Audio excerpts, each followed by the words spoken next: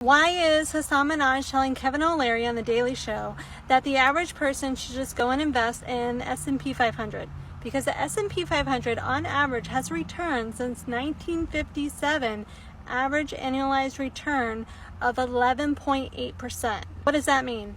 If you had $100 in 1957, you would have received 11.8% return year after year after year. Hasan Minhaj is talking about this when there's like bank crises, and we had like COVID, and we had recession glooming and all these things. But since 1957, lots and lots of economic turmoil has happened since 1957, and still that S&P 500 returned 11.8%. Average person does not have time to be out there looking for what the greatest next hit to invest in, like when Tesla was around. But if you invested in S&P 500, you would have a share of Tesla and ride that wave to the top and have a return of 11%. A lot of you out there trying to figure out how to earn some extra money.